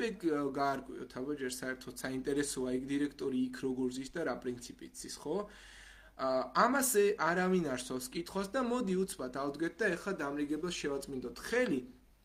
რომლის ჯგუფშიც რომ შეხვიდეთ უბრალოდ აი წარმოუდგენელი რესურსი და მასალები შეიძლება იყოს და ასე დამრიგებლებს დღეს მინდოდა მომეწვია კიდევ და მოვიწვიოს ხოთშარს, მაგრამ მასაც გარკვეული გრაფიკული გადასვლების ასე ვთქვათ დროის არ ქონის და ვერ დამთხოვის გამო ვერ მოახერხა. და ფიქრობ რომ ეს საკითხი ამოუწურავია და ამაზე კიდევ ბევრჯერ გავამახვილებთ ყურადღებას. ანუ რეალურად ჩვენ რაც უნდა გავაკეთოთ არის ის რომ ბავშვი იყოს დაცული, მისი ტვინი იყოს სწავლაზე ორიენტირებული და გადარჩენაზე უნდა მუშაობდეს და ამ ყველაფერში უნდა მთავარი მატრიალებელი, ვისი მშობლის მთავარი მატრიალებელი, მასწავლებლის დირექტორის უნდა იყოს დამრიგებელი, რომელიც უნდა უზრუნველყოფდეს ფსიქოლოგიურ უსაფრთხოებას, რომ ბავშვმა იფიქროს, რომ მე არ დამცინებენ, ვისი იმედი აქვს თქვენი აზრით პირველ რიგში სკოლაში ბავშვს, ვის ეტყვის და ვის გაუმხელს ის საიდუმლოს, გაუმხელს დამრიგებელს, ეტყვის რომ მას ის დამცინის და ეტყვი, შენ მიდი ხარ და არ ყვევ, რატო დასცინი, შენ ხო იცი რომ ეს არ შეგიძლია და ამის გაკეთება და უხსნი არ დაამცირებენ ბავშვმა იცის და ვისი იმედი აქვს დამრიგებლის, ვისი იმედი აქვს რომ მისი აზრი მნიშვნელოვანი გახდეს, ვინ უნდა აუმაღლოს ინდივიდუალურად ერთ მოსწავლეს მასწავლებლის თვალში ძალიან ხმა და თქვას რომ ამ ბავშვის ხმა მნიშვნელოვანია, რომს ძინავს ხოლმე, მიდი მოეფერე თავში კი არ ჩაარტყა და უყვირო აწიედავი რას გძინავს სახში დატეულიყავი, აი ესეთი მიმართვები რო აქვთ ხოლმე ამ შემთხვევაში მასწავლებლებს, ეს კი არ უნდა უთხრას დამრიგებელმა და ფსიქოლოგი უნდა იყოს პირველ რიგში დამრიგებელი ფაქტობრივად და ჩვენ დამრიგებლები რომც არ იყოს ფსიქოლოგი, თვითნასწავლი ფსიქოლოგები ხდებიან ხოლმე საბოლოო ჯამში, პრაქტიკაში იმდენ ცოდნას იღებენ, საბოლოო ჯამში შეიძლება ფსიქოლოგი რომ მოიყონო, იმან ვერ გამოკვეთოს პრობლემა და ვერ დაინახოს, ვიდრე თავად დამრიგებელმა, რომელიც წლები და რა ვიცი, საუკუნეები შეიძლება იყოს ამ პროცესში ჩართული. და პირველი დამრიგებელი შეცდომაზე უნდა რეაგირებდეს მშვიდად. სირცხვილი არ არის შეცდომა, აი დამრიგებელი ამას უნდა უხსნიდეს პირველ რიგში საკუთარ მოსწავლეს, რომ დაუშვი შეცდომა ბავშვთან და შენ უნდა იყო მედიატორი, დაუშვი ფიზიკა ვერ გაიგე, მაგალითად მე მივალ და ვეთქვი. უბრალოდ ბავშვმა ხო უნდა გითხრას ეს, მშობელმა ხო უნდა დაგირეკოს ეს ამაზე და გითხრას, რომ ფიზიკას ვერ იგებს, ჩემი შვილი სახლში რომ მოდის და მე მშობელთა კრებაზე არ დავდივარ და მე მასწავლებელს და დამრიგებელს თქვა, რომ იცი რა, ჩემი შვილი ფიზიკას ვერ იგებს და 2 თვე მე არ ყოფილვარ სკოლაში საერთოდ. არც დამირეკავს, ის კი არა და messenger chat-საც არ ვნახულობ თუ ჯგუფია გაკეთებული ონლაინში და ერთ ლაიქსაც კი არ დავწერ ხელს, რომ ვარსებობ, მაშინ სადამე ვაზროვნებ. არაფერს არ გააკეთებს ეს მშობელი საბოლოო ჯამში და მე 2 თვის მე დარეკავს, ჩემ შვილს ეს როგორ გაუბედეს. აი ეს რაღაცა სიტყვის. ან იტყვის, რომ იცი რა, ჩემი შვილი ამას ვერ იგებს და რანაირი სწავლის დონე გაქვს და ეს მასწავლებელი ანუ მიხვდით რაზეა საუბარი, ანუ საერთოდ კვლევები აჩვენებს პირდაპირ, რომ აი ესეთი უსაფრთხო ემოციური გარემო თუ არ არის შექმნილი, უსაფრთხო რა არის, ის კი არ არის, რომ თავში აგური არ დაგეცეს და რაღაც. უსაფრთხო არის, რომ ბავშვმა შიში არ იგრძნოს არც ერთ ეტაპზე, მშობელმა იცოდეს, რომ ბავშვმა მასთან რომ მივა შიში არ აგრძნობინოს, კი არ დააშინოს და უთხროს შენ ამ ქულას თუ არ მომიტან, თავს გაგიხეთქავ და 1000 რაღაცას ეუბნებიან ხოლმე, ხან ისეთ რაღაცას ეუბნებიან ჩემს თვალწინ, რომ მე ვაძლევ ხოლმე შენიშვნას და წარმოიდგინეთ მომენტი, რომ მithomedes ახალგაზრდა თუ ხარ, ჯერ რომ შენ გიწევს შობლის მისცა შენიშვნა და მე მოსწავლეზე რაღაც მივთითო საკუთარ შვილზე. ეს უსაფრთხო გარემო უმთავრესია. თავისით არ იქნება ეს უსაფრთხო გარემო და ვინ ქმნის ამ უსაფრთხო გარემოს? თავარი მედიატორი, დამრიგებელი, რომელსაც ხელფასი აქვს 80 ლარი. რომელსაც ხელფასი აქვს 80 ლარი. ხო, ეს დამრიგებელი ქმნის ადამიანს რეალურად, ძერწავს ამ ადამიანს თავისი ცუდი და კარგი თვისებებით, ხანი გავარდება, ვაიმე ის არ გააფუჭოს, ვაიმე ეს არ გააფუჭოს, აბა სად მიდიხარ, აბა იქ რატო მიდიხარ, რატო არ იყავი სკოლაში და თან ყოველდღე წარმოიდგინეთ, უნდა აღრიცხო მშობლებს, დაურეკო რატო აცდენს და მშობლებს რომ ეხვეწები, რომ გთხოვთ მომწერეთ ყოველდღიურად რატომ აცდენთ თქვენი შვილები და არავინ არ გწერს და მე მაგალითად უკვე ბოლო 3 წელია ამას ერთი და იგივეს ვიმეორებ, აი 39 თუ 40 წელი და მე ასეთ რო გაიმეორებ, გთხოვთ მომწერეთ ყოველდღე რატომ აცდენთ თქვენი შვილები. მომწერეთ, გთხოვთ, გავიგო რატომ აცდენენ ეს აი სხვა თუ არაფერი კანონი მავალდებულებს, კაი მე თუ არ მინდა ისე მომწერეთ, გთხოვთ და მიზეს რო ეძებენ მშობლები, რომ დღეს წვიმაა და ცივა და დღეს ახველებს და მაგალითად დღეს თავის ტკივა და ძალიან ხშირი ის არის ხოლმე კბილის ექიმთან მიმყავს და მეთქი რამდენი კბილი აქვს ამ ბავშვს მეთქი და საბოლოო ჯამში ანუ გაცდენებზე ორიენტირებული ზარმაცი მშობლის არაღიარებული კომპლექსი გვაქვს საბოლოო ჯამში. ნახეთ ვიმ რა კაი რაღაც თქვი. გაცდენებზე ორიენტირებული ასე ვთქვათ, გაცდენებზე ორიენტირებული მშობელი ხა დამავიწყდა. აი ამ ყველაფერს არაღიარებს მშობელი, რომელიც არის ზარმაცი, გაცდენებზე ორიენტირებული. აი თავის შვილს აცდენინებს, რაც შეიძლება მეტი გააცდენოს და მე ამ ყველაფერს არაღიარებს. თავისი მიზეზით ხდება, თავის ხელშეწყობით ხდება ეს ყველაფერი და ამაზე არანაირი გავლენის მოხდენა არ უნდა ხოლმე და რაღაცეები შეიცვალოს. კარგით, რომ გადავიდეთ კიდევ ერთ საინტერესო ბლოგზე, ეს არის დამრიგებლის გავლენა, ხო? ძალიან დიდი გავლენა აქვს ამ დამრიგებელს პიროვნულ განვითარებაზე. ეს დამრიგებელი მარტო არ ასწავლის რაღაცა წესებს, კიდევ ერთხელ ხაზგასმით ვამბობ და ყველაზე სასაცილო მომენტი ჩნდება ხოლმე, რომ შედიხარ და ყველგან წესებია გაკრული. ეს პატივივცეთ ერთმანეთის აზრს და გავიხედოთ და ეს ბავშვი გაიცრის რაღაცას და თავში გარტყავს იმას და მე იწყება იქ იმისი განხილვა, ვინ არის დამნაშავე და მე ჩემს ბავშვებს მე მოსამართლე და არ დაუბადებულ ვარ ბავშვებს და ნუ მაიძულებთ რომ განგსაჯოთ. ანუ ეს ყველაფერი წარმოიდგინეთ საკუთარი თავის დანახვაში უნდა რა თქვენ ეხუმრებით საკუთარ თავში დაანახო, დაანახვებინო მოსწავლე საკუთარი შეცდომა და გამართლების პროცესები რო ახლა ის და ამ დროს სად უშვებს შეცდომას დამრიგებელი შეცდომას უშვებს იქ როცა ამბობს რომ შენ ხარ მტყუანი და შენ ხარ მართალი. აი ეს ყველაზე იშვიათ შემთხვევაში უნდა გამოიკვეთოს დამრიგებლის მხრიდან, რომ მან არათუ სხვას დაადოს ხელი იმიტომ რომ ის მორჭმული მოსამართლეა და მან ყველაფერი ზუსტად იცის მინდრას რისი გამკეთებელია და ნახეთ ესეც რამდენამეზე მოქმედებს მან ყველაფერი ზუსტად იცის რისი გამკეთებელია და ოხ შე როგორი ხარ და მე ხო ვიცი რომ შენ გააკეთებდი ამას და მე იმ ბავშვი ყველანაირი ნდობა ყველანაირი ის ფაქტორები რაც გჭირდება ურთიერთობის ის იკარგება და მე ეს თხოვ რომ იცი რა ეს ბავშვი არ მესაუბრება საერთოდ ჩაიკეთა და ჩაიკეტებოდა, აბა არასდროს ხარი არ დაუჭირე, თუნდაც დამნაშავე რომ ყოფილიყო, თუნდაც უდანაშაულო რომ ყოფილიყო, ხარი არ დაუჭირე და მქონდა სხვა შორის ერთი კვირის წინ ასეთ შემთხვევა, მე გაკვეთილზე ვიყავი და მირეკავს მასწავლებელი და მეუბნება რომ ამ მოსწავლეს ტელეფონი აქვს. და მე ვიცი რომ ამ მოსწავლეს მახსოვდა ყოველ შემთხვევაში რომ პირველ გაკვეთილზე ტელეფონები ჩამოვართვი და შევინახე. და მეც ესე ავიღე, როგორ აქვს ამას ტელეფონი ეხავე ავიღე მანდატურს დაურეკე და მეთქი დაუწერეთ ახლა ამას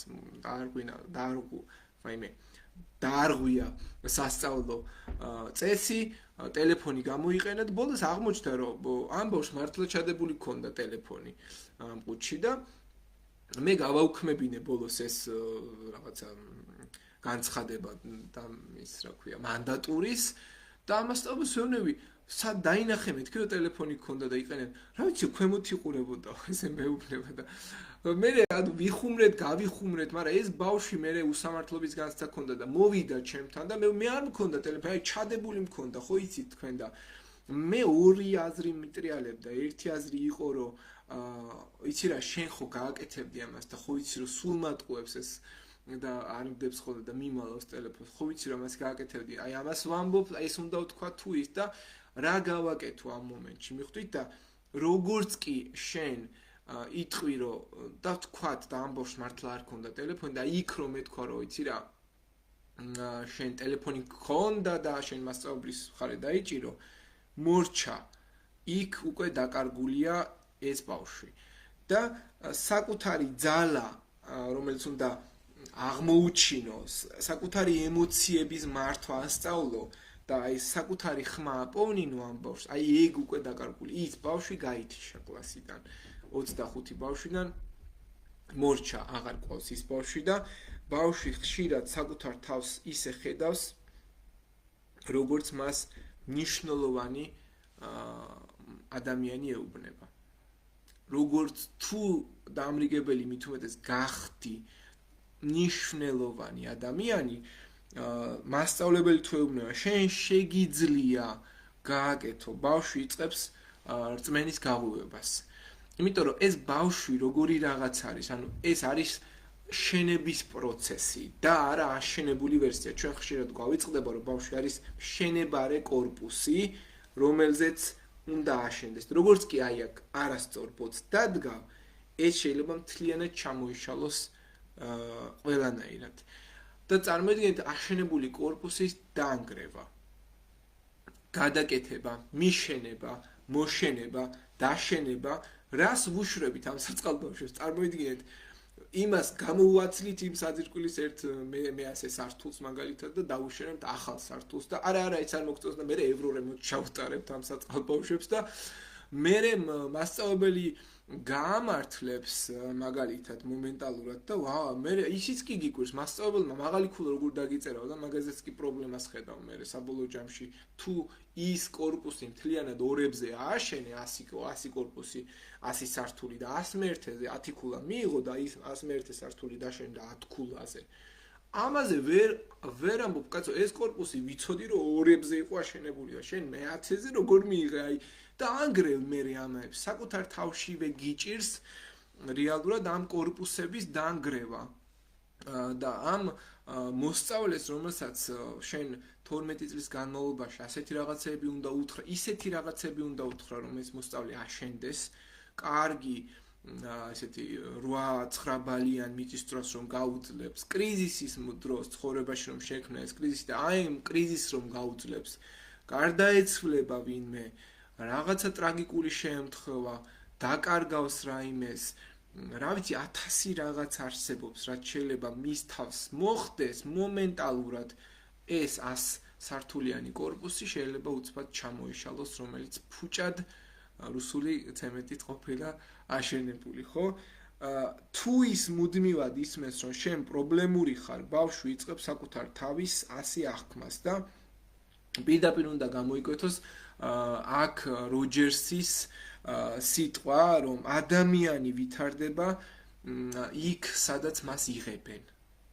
იქ ვითარდება ადამიანი სადაც მას იღებენ თუ ასეთი ადამიანი ვერ განვითარდა ბავშვი მით უმეტეს რომელიც კიდევ ერთხელ ვამბობ ეს არის შენებარე კორპუსი და ამ ბავშვს თუ ეუბნები რომ შენ აქ ვერ განვითარდები ანუ ეუბნები რომ მე-6 სართულზე დარჩები შენ ყოველთვის ასე იქნება შენ არ დაგადგავენ ზემოდან ახალ 100 სართულიანი ვერ გახდები შენ ვერასდროს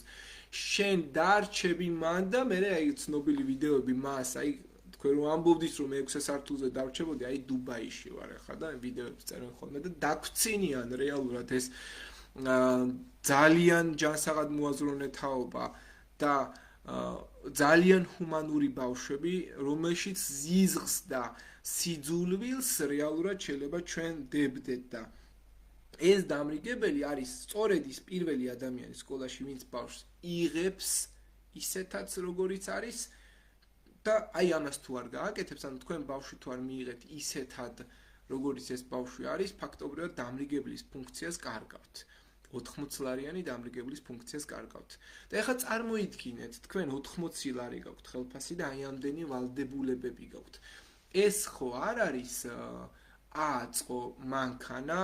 იცოდე ტექნიკურად როგორ ააწყო ზუსტად ფორმულა ერთხელ ნასწავლი გაქვს, ჩასვა ამ ფორმულაში და აიწყობა. ეს ხო არ არის ეგ. არამედ ეს არის პროცესი, რომელიცაც ქვია მოამზადო ადამიანი ცხოვრებისთვის, რომელიც თავადვე შეიძლება არ იცოდეს. ახლა მე 25 წლის ასაკში მე ჯერ სწავლის პროცესში ვარ და წარმოიდგინეთ, უკვე დამრიგებელი ვარ, რამდენი რამ არ ვიცი, რომ მე აქეთ უნდა ვასწავლო ამ საწყალ ბავშვებს, ხო? და ხანდახან ფიქრობ ხოლმე რომ ხელა დიდი პასუხისმგებლობა შეიძლება დაეკისროს კონკრეტულ ადამიანს, რომელსაც აქვს ხვისი სწავლების უფლება მინიჭებული და ის უნდა გახდეს მათთვის სურათხატი და მაგალითი როგორც ასეთი, ხო? ამგვარად, აი აქ თანამედროვე გამოწვევებშიც რომ გადავიდეთ თან და თან ჩვენი სასაუბრო თემა დასასრულსაც უახლოვდება, სულ 2 ბლოკი გადამრჩა და დასკვნის სახით შევაჯამებ მერე. ვინაიდან მარტო მე მიწევს საუბარი ვფიქრობ, რომ უკვე საკმარისზე მეტი ვისაუბრე ამ პრობლემაზე, დამრიგებლის როლზე სკოლაში. აი ამ ყველაფერს ემატება ციფრული დამოკიდებულება, ინფორმაციული გადატვირთვა, ემოციური გადაღლა და სოციალური იზოლაცია. აი ეს ყველაფერი ფაქტობრივად არის ანშლაგით შემოსული ჩვენს ცხოვრებაში, არა თუ ბავშვის ცხოვრებაში, ჯერ ჩვენს ცხოვრებაში ეს ყველაფერი შემოსული და მშობლები გადაღლილები არიან, ბავშვები ხო გადაღლილები არიან და გადატვირთულები არიან და მასწავლებლები ხო გადაღლილები არიან და გადატვირთულები. საერთოდ არ აინტერესებთ ზოგიერთ მასწავლებლებს სკოლა, ზოგი განსაკუთრებით ხა არ მიწყინონ ამ მასწავლებლებმა, მაგრამ განსაკუთრებით ის მასწავლებლები, რომლებიც 2 და 3 სკოლაში და 4 სკოლაში მუშაობენ, მათ ხო საერთოდ ეს ხო ცალსახაა, რომ არ აღელვებთ მათ ბავშვის მომავალი. ესეთი ძალიან პირდაპირი და უხეში შედარებით, მაგრამ ასწავლიან ყოველ შემთხვევაში, თუმცა ხარისხზე ხო აქვს აქ საუბარი. ხარისხი რა არის? როგორი კორპუსი შენდება, ან დამრიგებელი არის კორპუსის ამშენებელი, ან საძირკვლის ეს შავ კარკას, რომ ეძახით, არ ვიცი ქართულად რა ქვია მაგას, რომ გამოიყენოთ ეს ბარბარიზმი, და ესე იგი დამრიგებელი ეს არის და მასწავლებელი არის აი ამ კორპუსში ავეჯის და შიდა ინტერიერის მომწესრიგებელი, რომელიც შედის კონკრეტულ ოთახში, მაგალითად ისტორია, ასწავლის მოალამაზებს, იქ დაუხატავს ნაპოლეონის კედელზე, იქ ხალიჩას გაუკეთებს რაღაცნაირად ისტორიულს, იქ საწოლს ასწავლის, რომ ესეთი საწოლი ხომ არ დავდგათ აქ და ეს იყოს მე-17 საუკუნეში, აი ეს ხის ფილა ჩამოვკიდოთ, ეს არის პიროყოფილი წყობიდან და ყველა საგანი, აი ფიზიკა, მოდი აი გამათბობელი ხო არ გვჭირდება, ქიმია და მოდის ჭურჭლის სარეცხი ხო არ, ანუ ყველაფერს აკეთებს მე ეს საგნები, 15-ვე დისციპლინა შედის ამ კორპუსში და დამრიგებელი, რომელიც აშენებდა აი ამ ემოციურ პიროვნულ ინტელექტს და აყალიბებდა ამ მოსწავლეს ადამიანად და 100 სართულიანი, მოდი პირობითად ავიღოთ, რომ 100 სართულიანი ბავშვი უნდა ავაშენოთ, იქ შედის და წარმოიდგინეთ ახლა როგორი მასწავლებელი შედის, მაგალითად, აი მე გავიხსენებ, სულ ვიხსენებ ხოლმე მასწავლებელი, რომელიც გამოგიქარებს ესე პირდაპირ და გესვრის პლასტიკას ესეც, ხო? გესვრის პირდაპირ მასწავლებელი, რომელიც ცარც გესვრის, ესეთი ფიზიკის მასწავლებელი მაგალითად, მასწავლებელი, რომელიც სულ გლანძღავს და გეჩხუბება და რას გავხარ, რა გაცვია, რანაირად იყურები, რატო იცინი ხარ, რატო გძინავს, თავი აწიე, გასწორდი, ასეთი მასწავლებელი, რომელიც საერთოდ უინტელექტუა და არაფერს არ გასწავლის და თავად ვერ ხვდები, რომ არაფრის მაქნისია ეს მასწავლებელი, მე-6 და მე-7 კლასზე რო ხვდება, რომ ეს ის მასწავლებელია, მე რა უნდა მასწავლოს ამან. და უკვე კონკურენცია რო გიჩნდება თავად ამ მასწავლებელთან. მასწავლებელი, რომელიც უავტორიტეტოა, მასწავლებელი, რომელიც, რა ვიცი, სხვა რამეზეა ორიენტირებული. ამას ხო ბავშვი აფასებს და მით უმეტეს როგორი ბავშვი, თანამედროვე ბავშვი ხო აფასებს, ასეთი მასწავლებლები შემოდიან ასართულიან კორპუსში, რომელსაც 80 ლარიანი დამრიგებელი აშენებს და გასწავლიან თქვენ ცხოვრებას, ისტორიას და ასე შემდეგ. და რეალურად დამრიგებელი არის ყველაზე მთავარი რგოლი კიდევ, იმიტომ რომ ფინური განათლების ფილოსოფია ასეთია,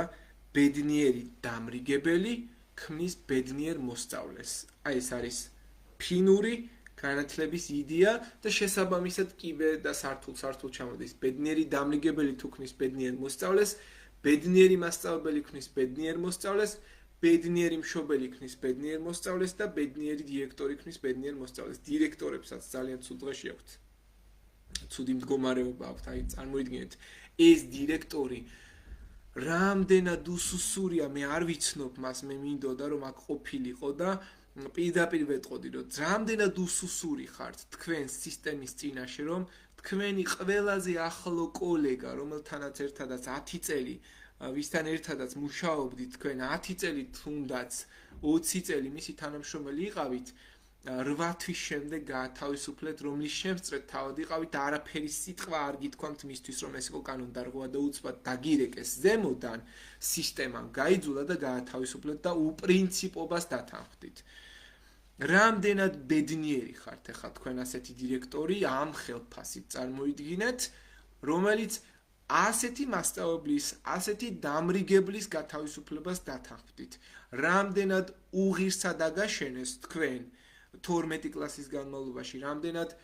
რამდენი რამე იკვეთება, წარმოიდგინეთ, უბედური მშობელი, უბედური სკოლა, უბედური მასწავლებლები, უბედური დამრიგებელი ყავდათ ალბათ და ასეთად ჩამოგაყალიბეს.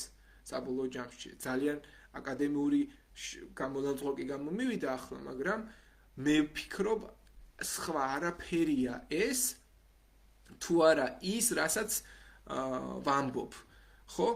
როგორ შეიძლება საკუთარმა დირექტორმა, რომელიც წესით უნდა იყოს ყველა მიმართულებით ლიდერი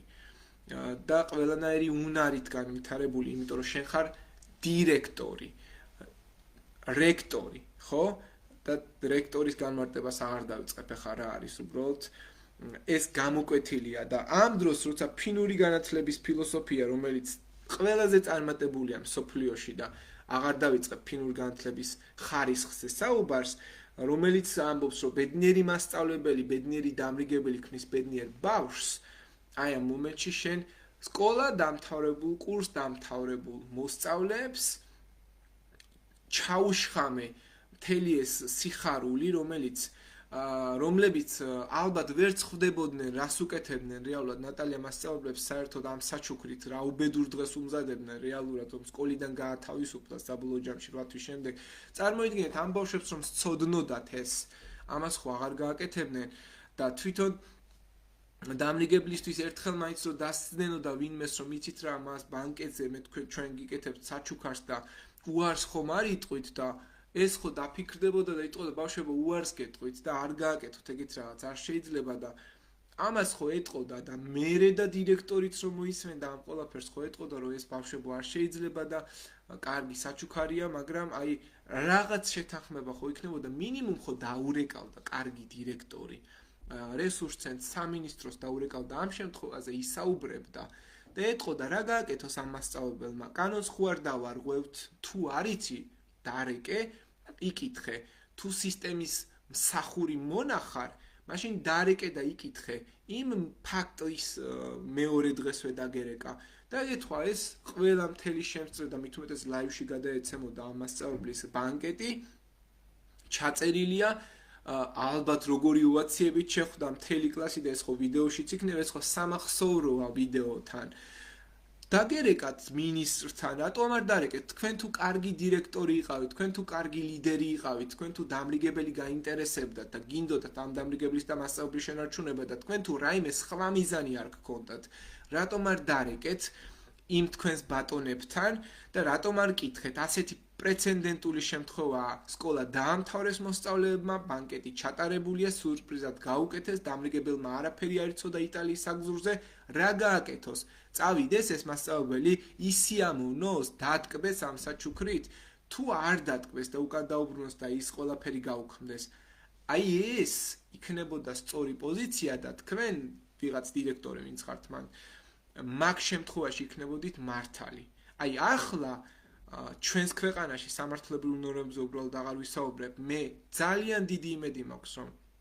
პროფკავშირები ამ მასწავლებელს დაიცავენ, ძალიან დიდი იმედი მაქვს, რომ ასეთ დამრიგებელს, რომელზეც თქვენ ეხუმრებით სამოგზაურო საგზურს, წარმოიდგინეთ ბავშვებმა რა იფიქრეს ისეთი, რომ სპეციალურად მე ვფიქრობ, რომ სპეციალურად გააკეთეს, რომ ჩვენ ისეთი რაღაც არ მივცეთ ნატალია მასწავლებელს, რომ უკან არ დაგვიბრუნოს. ბილეთი უყიდეს, რომელსაც უკან ვერ დააბრუნებ, დაუჯავშნეს სავარაუდოდ არ ვიცი, ჩვენ თანხაც არ ვიცით რაზეა საუბარი და ამებს არასაჯაროვებენ ამ შემთხვევაში და ამიტომ მინდოდა მისი აკმაყოფნა, რომ ამ ყველაფერზე ცხადად ესაუბრა, თუმცა მე ვფიქრობ, საერთოდ აღარ არის საჭირო იმდენად მკაფიო დეტალები გამოიკვეთა ახლა აქ, რაც მისგან მე პირადად ვიცი, რომ ასეთი მასწავლებელი უკანვე დაუბრუნებდა ამ საჩუქარს და მოულოდნელობის ეფექტი რომ შეუქმნეს, უბრალოდ ადამიანურად ვეღარ თქვა ამ ადამიანმა უარი, ამ დამრიგებელმა უარი ვეღარ თქვა და ეს დირექტორიც იმ ბანკეტზე, იმ